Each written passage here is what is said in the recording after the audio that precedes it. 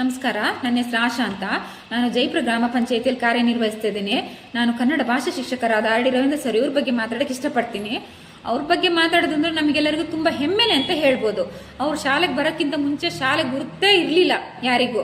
ಅವ್ರು ಬಂದ ನಂತರ ಹಲವು ಕಾರ್ಯಕ್ರಮ ನಡೆಸಿ ಹಲವು ಸಭೆಗಳಲ್ಲಿ ನಮ್ಮಂತ ಪೋಷಕರನ್ನ ಕೂರಿಸಿ ಸೂಕ್ತ ಮಾಹಿತಿ ಸಲಹೆ ನೀಡ್ತಾರೆ. ಅವರು ಈ ಕೊಪ್ಪ ತಾಲೂಕಿನಲ್ಲಿಯೇ ಸಾಧನೆ ಮಾಡುವಲ್ಲಿ ಗುರುತಿಸ್ಕೊಂಡಿದೆ. ನನ್ನ ಮೊದಲನೇ ಮಗಳು ಅದೇ ಶಾಲೆಯಲ್ಲಿ ಓದಿ ಈಗ ಸೆಕೆಂಡ್ PUC ಓದ್ತಾ ಇದ್ದಾಳೆ. ಎರಡನೇ ಮಗಳು 9ನೇ ಕ್ಲಾಸು ಅಲ್ಲೇ ಓದ್ತಾ ಇದ್ದಾಳೆ ಅವ್ರ ಶಿಷ್ಯಾಗಿ.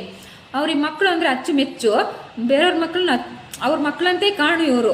ಬಡ ಮಕ್ಕಳಿಗೆ ಸಾಮಗ್ರಿಯಿಂದ ಹಿಡಿದು ಮತ್ತೆ ಶುಲ್ಕ ಸಹ ಭರಿಸ್ತಾರೆ.